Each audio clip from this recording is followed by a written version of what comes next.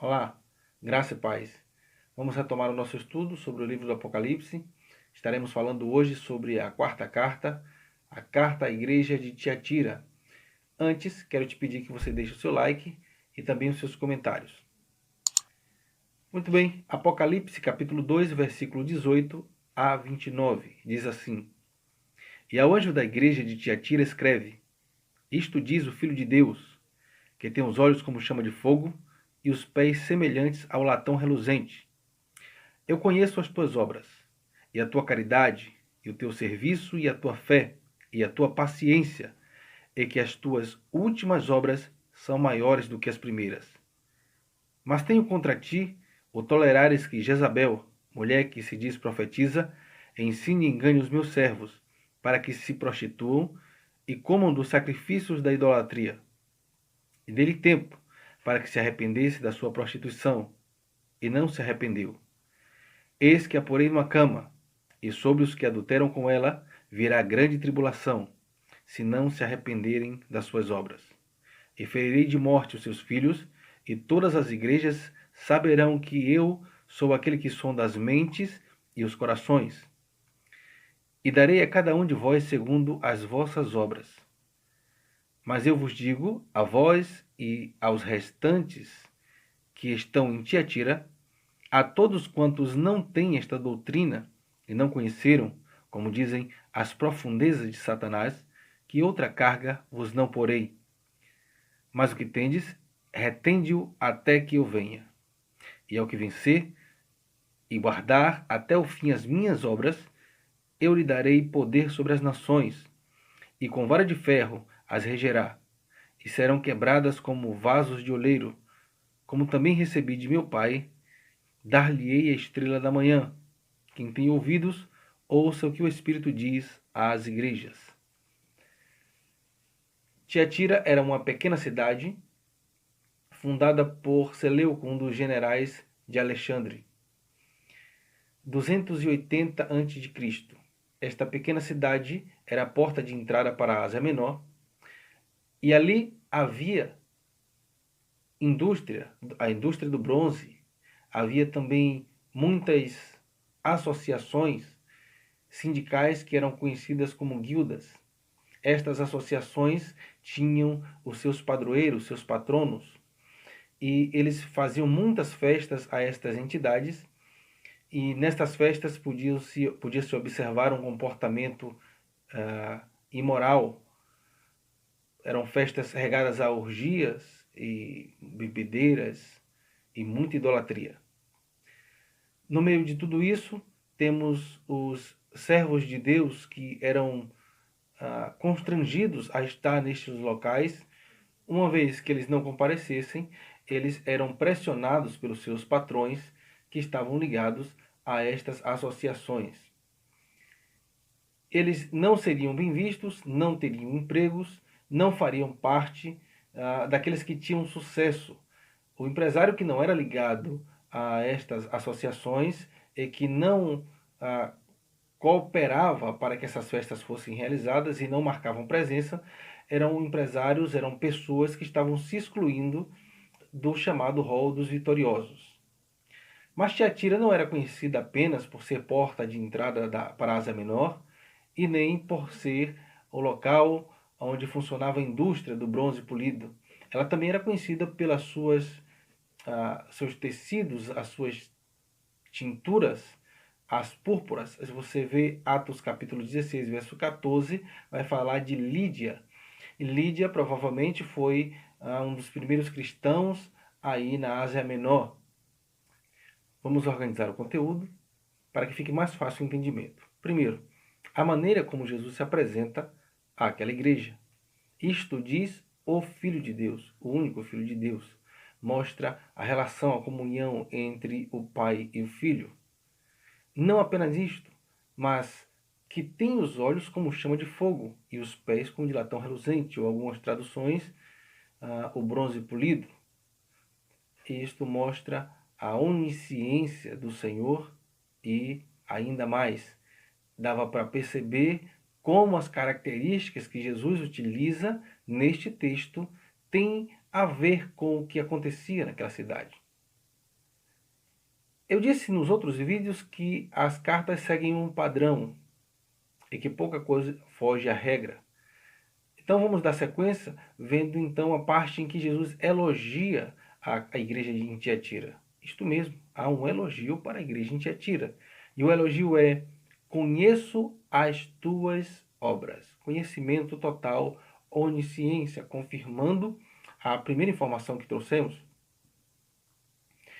E ele diz que havia ali caridade, havia ali serviço, fé, paciência, e que as últimas obras eram maiores do que as primeiras. Então Tiatira era uma igreja que tinha obras para apresentar ao Senhor.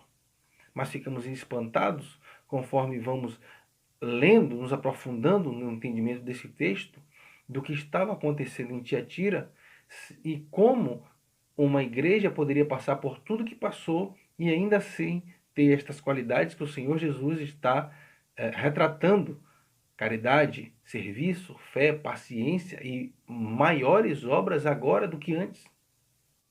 Ok, precisamos entender que serviço, fazer beneficência, qualquer tipo de obra que possamos fazer, isto não mede o nosso comportamento espiritual, não mede o nível de espiritualidade que temos. Muitas igrejas têm trabalhado, têm feito beneficência, têm ajudado os mais fracos, os pobres e oprimidos, mas isso não quer dizer que estas igrejas sejam aprovadas pelo Senhor apenas pelas suas obras. A carta que Tiago escreve vai tratar desta questão. As obras apenas justificam a fé. Elas não servem para salvar e nem para dizer se somos realmente pessoas aprovadas por Deus. A fé justifica. Ou seja, se você tem fé, as suas obras vão demonstrar isto. Você vai estender a mão para quem precisa, você vai amar até mesmo aquele que te maltratou. Isto justifica a fé que você tem. Após isto, o Senhor se dirige a esta igreja com um tom agora de crítica. E a crítica é: tenho, porém, contra ti. Tenho, porém, contra ti que permitas que Jezabel, mulher que se diz profetiza, ensine e engane os meus servos a comerem os sacrifícios da idolatria. E rapidamente paramos para pensar o que uma personagem do Velho Testamento, Jezabel, mulher do rei Acabe, um rei tolo, um rei sem atitude de rei, que era todo o tempo dominado, que tinha suas atitudes, as suas decisões submetidas ao crivo desta mulher.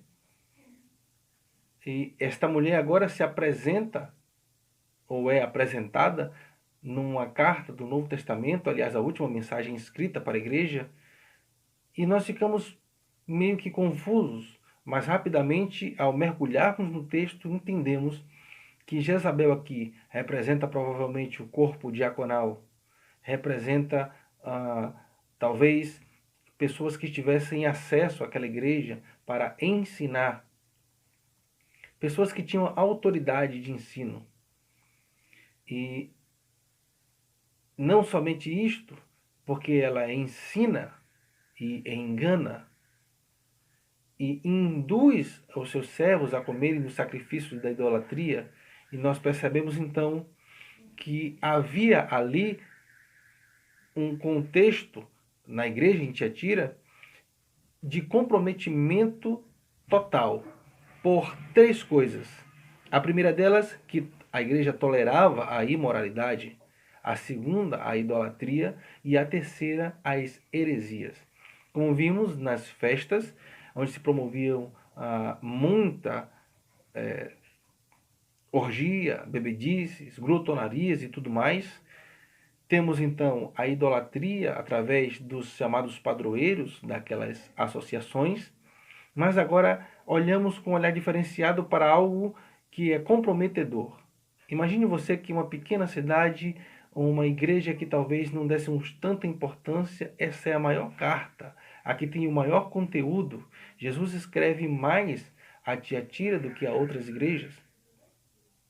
E aqui é visto que o que compromete aquela igreja severamente eram as heresias. Isto mesmo, as heresias estavam devastando a igreja de Tiatira.